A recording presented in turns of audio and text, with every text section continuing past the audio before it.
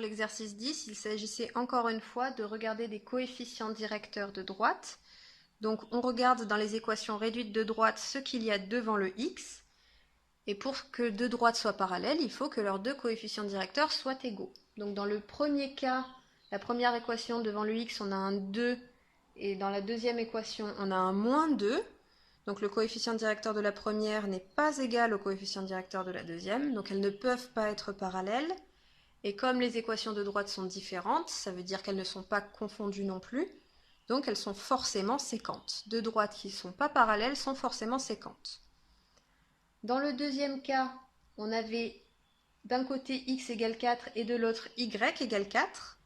Alors là, on avait affaire à une droite verticale et une droite horizontale, donc qui sont forcément séquentes. En plus de ça, on voit bien que pour x égale 4, on ne peut pas avoir le même coefficient directeur que pour y égale 4. Dans un cas, on a un x, dans l'autre cas, on a y.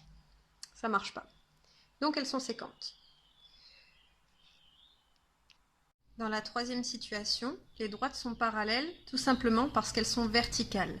Alors là, c'était un petit piège parce qu'il n'y avait pas de coefficient directeur, puisque les deux équations de droite consistaient simplement en x égale quelque chose. Il n'y avait pas de y égale x plus machin. Donc quand on a simplement x égale quelque chose, un nombre, ça veut dire que la droite elle est verticale d'abscisse ce nombre. Donc par exemple pour x égale 7, on a une droite qui est d'abscisse 7 et qui est verticale, et pour x égale moins 10, on a une droite d'abscisse moins 10 qui est verticale, mais donc les deux droites sont bien parallèles. Et pour finir, dans le dernier cas, a priori les deux coefficients directeurs, c'était 3/4 et 15/20, on aurait pu se dire qu'ils étaient différents, mais 15/20, si on simplifie la fraction, ça donne bien 3/4, et donc les deux coefficients directeurs sont les mêmes, donc elles sont parallèles.